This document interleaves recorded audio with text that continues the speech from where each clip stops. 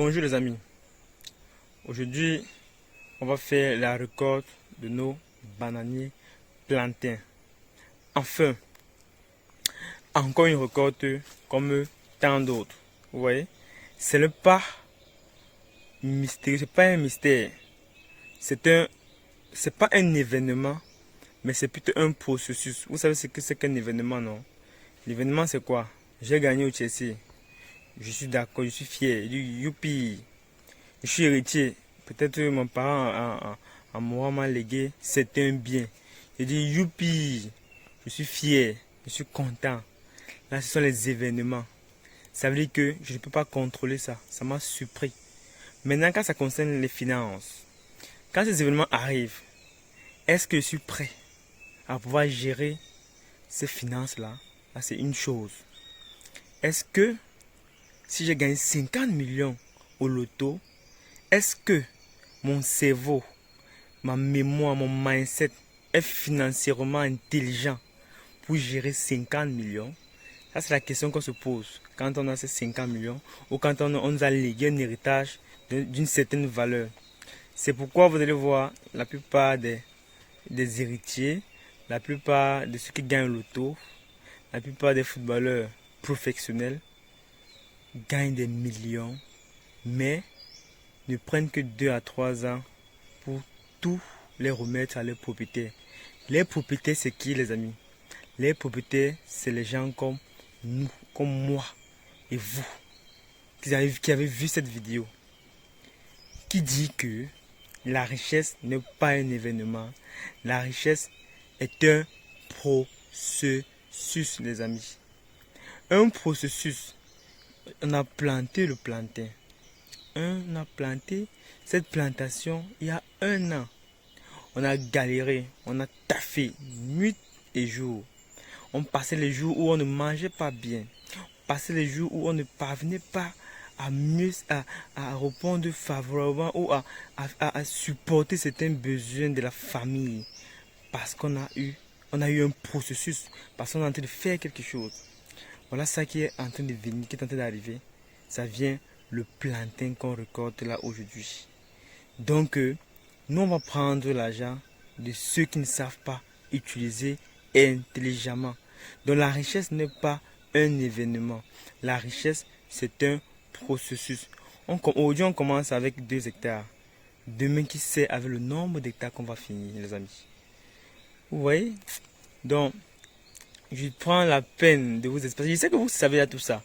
Vous avez eu à écouter ça quelque part, vous avez eu à écouter ça dans certaines vidéos, c'est vrai. Mais peut-être, je me dis, peut-être on vous a appris, on vous a dit, on vous a appris la théorie. Vous voyez un peu. Mais moi, j'ai fait d'abord avant de vous dire ce que c'est. Donc, vous qui avez écouté ailleurs, chez les théoriciens, c'est comme ça que je les appelle, et que vous venez écouter chez moi, le praticien, ça veut dire quoi? Il ne faut pas être philosophe pour comprendre. Il y a un philosophe qui a dit, c'est quoi Nkrumah, je ne sais pas, peut-être, la théorie sans pratique est, je mets point d'intégration, et la pratique sans théorie est, voilà, vous savez cette théorie-là, les amis. Voilà, donc, on associe les deux. Allez écouter les théories, venez voir la pratique. Je pense que chacun a sa place, les amis. On ne contredit, je ne contredis personne. Hein. Chacun a sa place et c'est très important. Allez écouter les théoriciens, vous avez une idée. Venez écouter les praticiens, vous allez encore avoir une autre idée. Vous allez donc faire la comparaison des deux. Vous allez voir que, même pas la comparaison, la similitude, vous allez vous retrouver, les amis. Voilà. Dans cette vidéo, c'est un peu comme une petite comédie financière.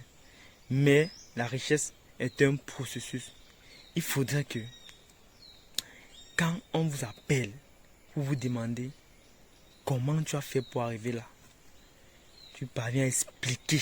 Les gens commencent à comprendre comment tu as fait pour arriver là. Il ne faudrait pas que ça surprenne les gens. Il ne faudrait pas que ton ascension surprenne les gens. Parce que tu as gagné 50 millions une fois. Non.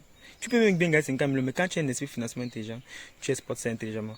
Donc nous, j'ai besoin qu'on ait un processus de richesse. Il y a tant d'autres. Ce n'est pas seulement l'agriculture, les amis. Et ce n'est pas seulement l'agriculture que je vais vous conseiller ici. Mais je commence par l'agriculture. Je vous ai dit pourquoi je commence par l'agriculture. Pourquoi? Parce que je suis quelqu'un du bas monde qui a tellement taffé dur pour s'en sortir, qui n'a pas eu les possibilités. Quand il a compris comment faire de l'argent, il a commencé avec un peu. Il s'est dit qu'il peut commencer ouf. Il a commencé par ici, que vous voyez. Vous voyez, c'est ici qui est mon niveau.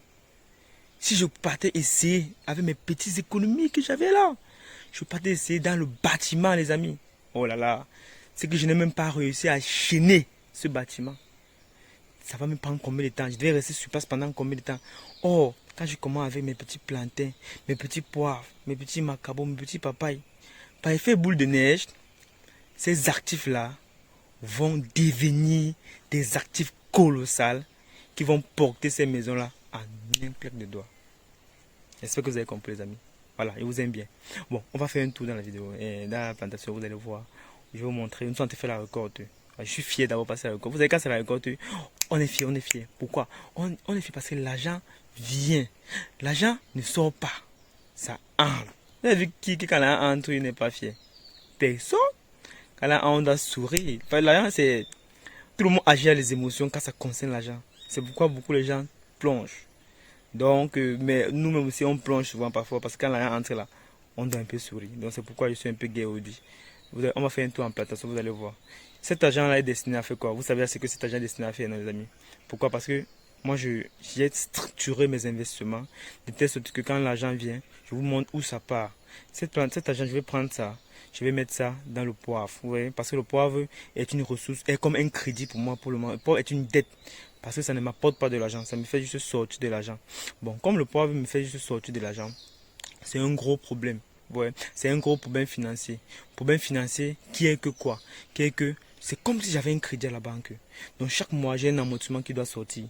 Donc quand le plantain vient là, même ça vient combien? Je vais regarder le gens en banque. Quand le pauvre a un problème de financement, je vais seulement retirer, je finance. Donc j'ai fait cette plantation pour que ça s'autofinance pour gérer le poivre. C'est ça le plan, les amis. C'est ça le plan. Bon, du coup, cette vidéo aussi, vous allez voir, c'est le part 1 de la vidéo de la récolte. Donc je vais stopper et puis je vais prendre une autre vidéo pour que ça ne soit pas trop long pour essayer de vous embêter, les amis. Moi je ne vais pas vous embêter, moi je vais vous apporter je vais vous apporter des produits de qualité, des contenus de qualité pour que ça puisse vous satisfaire. Comme j'ai vu que cette vidéo ça a pris trop du temps, je vais couper pour recommencer une autre sur la récolte. Donc si vous avez vu cette vidéo, c'est en deuxième lieu. Allez voir l'autre vidéo. Si vous avez allez voir l'autre vidéo qui concerne la récolte, vous allez voir comment on peut gérer nos champs de plantains. Merci les amis, bisous.